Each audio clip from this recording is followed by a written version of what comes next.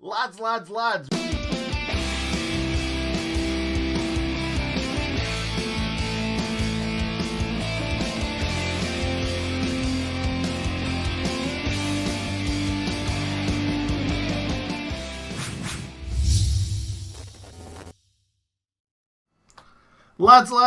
welcome to another match preview. It's Sheffield United against Manchester United, 8 p.m.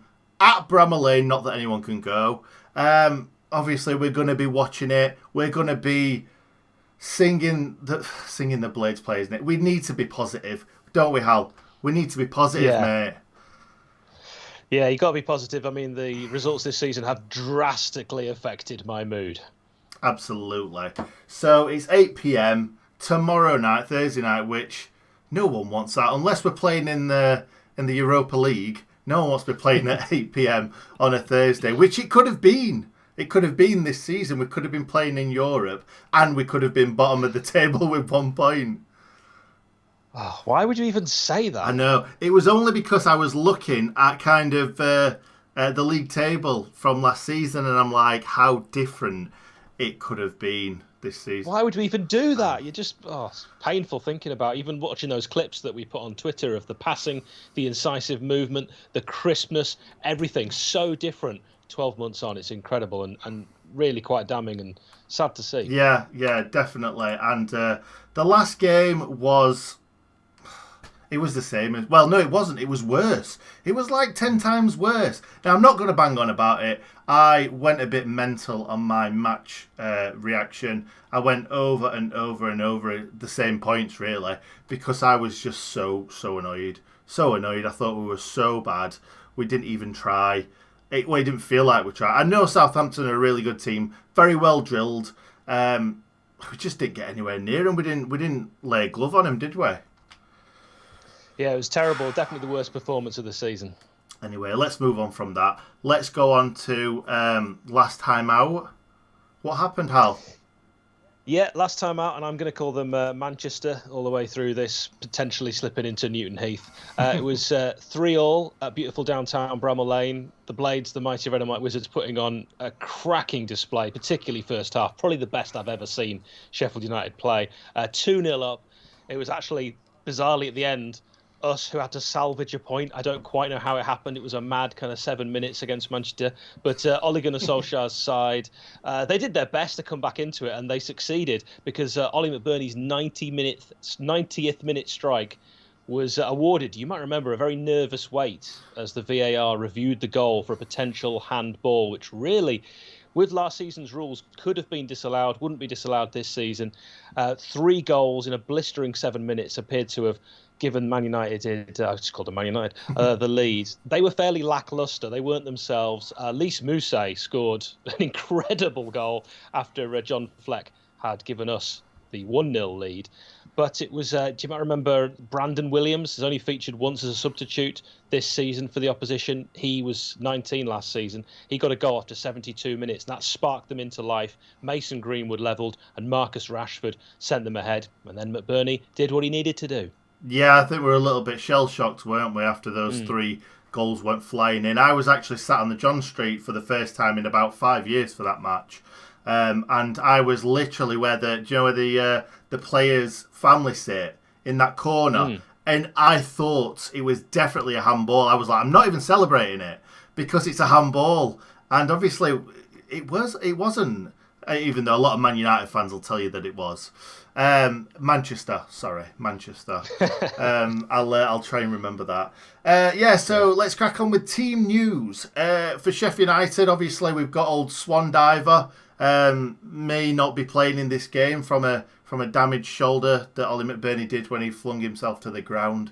Chris Wilder in his interview said that he's hoping that he's going to be training just before the match on tomorrow morning.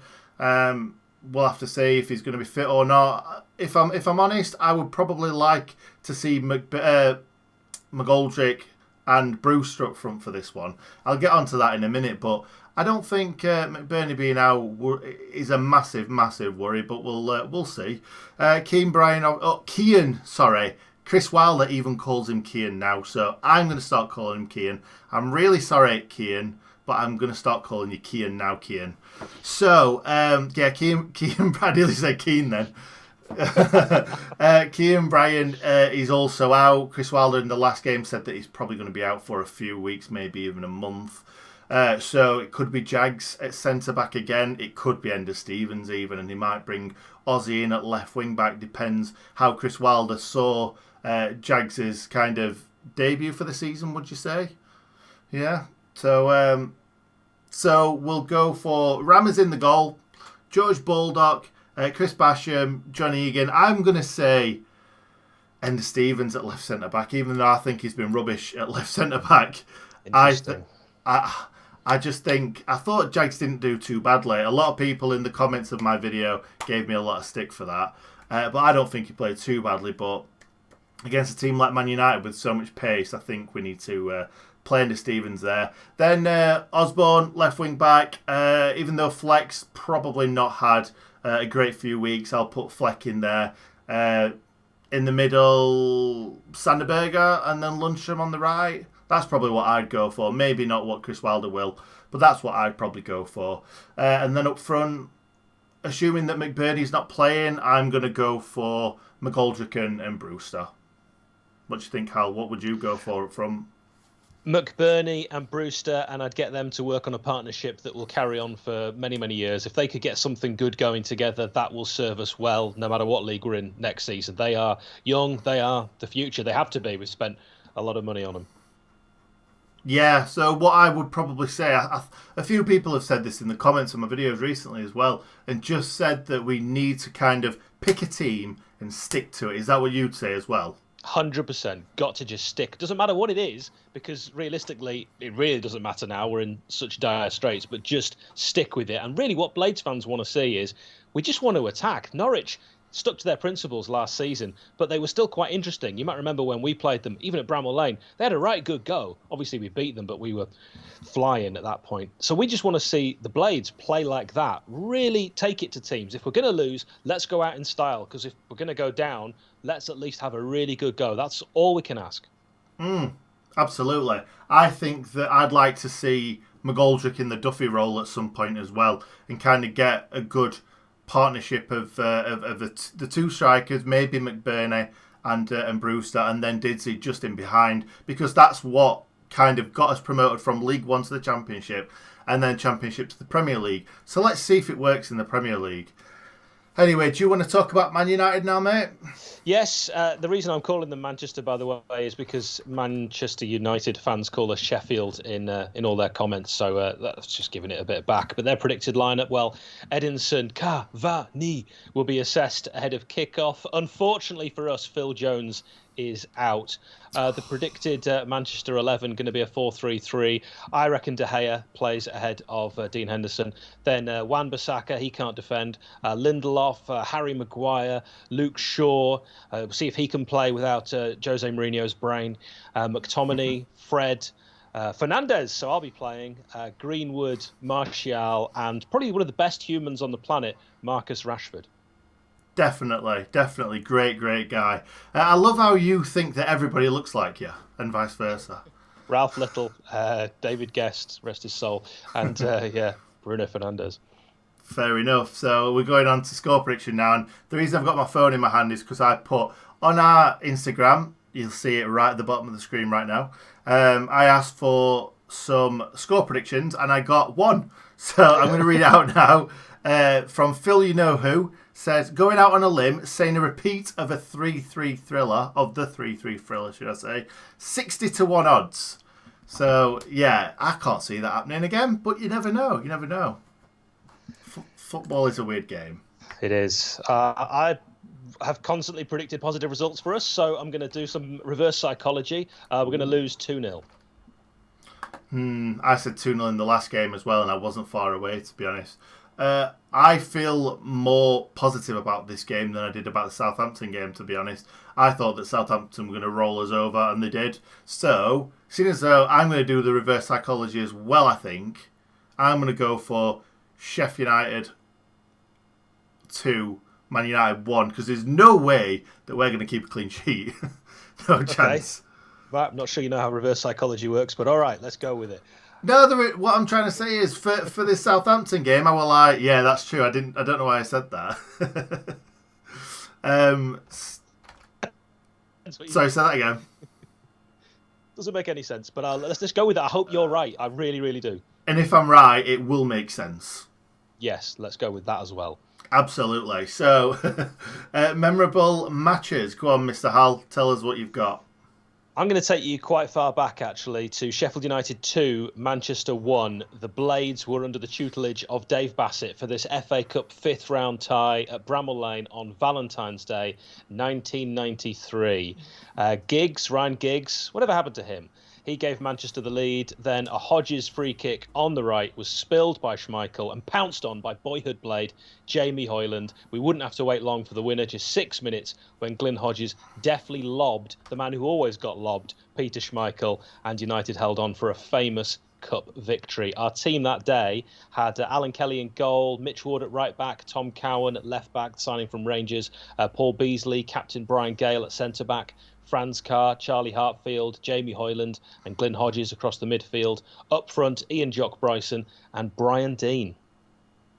Excellent. You could have probably used the one from last season, but obviously you've already mentioned it. So Let's crack on with player connections. Let me bring mine up. Let's see who we've got. So do you want to go first? Yeah, I'm going to go with Harry Maguire. He's in the thumbnail. He is someone, of course, who's still playing football, so we'll go with him before I get to some of the older ones.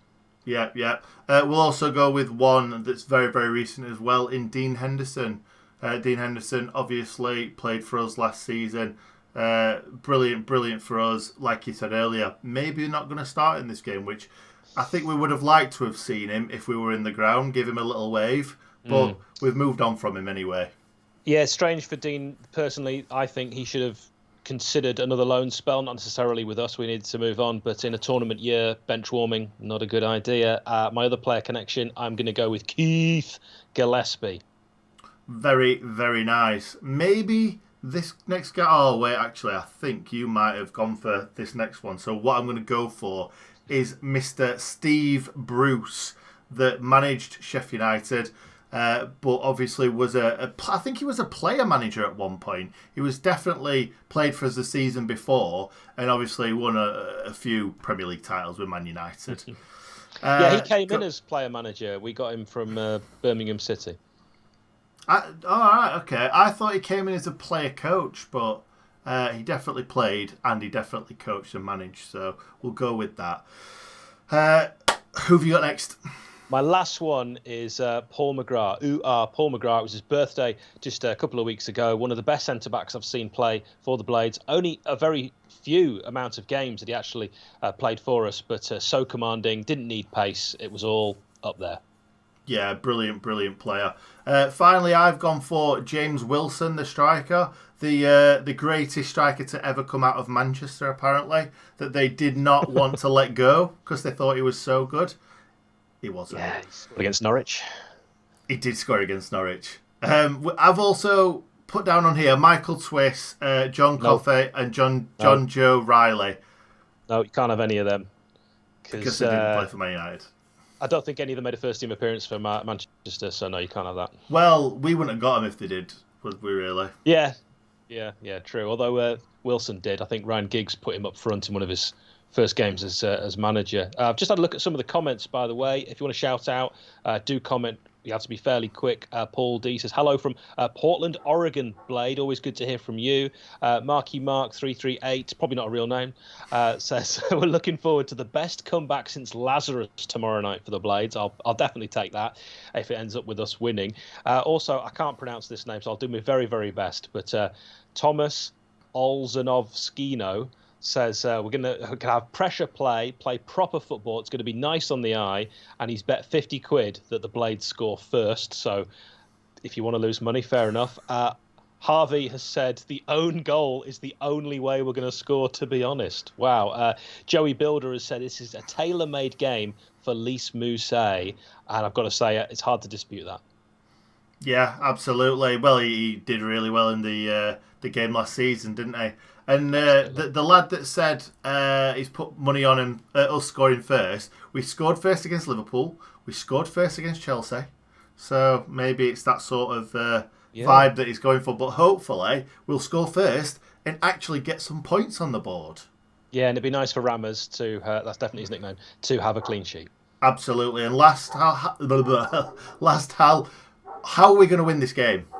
How? We're going to win this game by returning to the way that the Blades played last season. We've been watching the clips. The players need to watch the clips and see that you're still the same person. You can do all of this. You've got to have that self-belief. This isn't that long ago that you were doing these things. Quick movement. The movement's been a problem this season. Incisive passing. Knowing where your opposition are and knowing where your teammate is and being brave.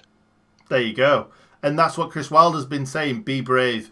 But it's difficult to be brave when it's just not going for you, because you end up looking for that pass and then be like, oh, it might go through there, but also if I lose it, then we're screwed.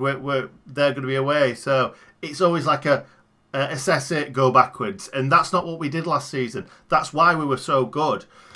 So fingers crossed we can get something from the game. It's going to be difficult. It's going to be very difficult. We know this. But we've got some possibly winnable games coming up. We've got Brighton, we've got Everton, who are a bit iffy. And I think a lot of clubs that are facing us are going to think, oh, we've beaten these already. A lot won't, but some might do. So fingers crossed we can get something from this game tomorrow night. We'll leave it there, Hal. Yeah, thank you. Yeah, thanks for being here. Thanks for everybody in the comments. Make sure you like the stream, by the way. I meant to tell you at the start. Completely forgot. So like it right now, please. It really helps us out. So what do we say, Hal? Thank you for watching and... Stay in. It's 2020. Also, stay in good nick. And we're going to do a little kind of wave thing so it doesn't cut off at the end like it has done in the past. So it's going to look like a game show. Hope you enjoy.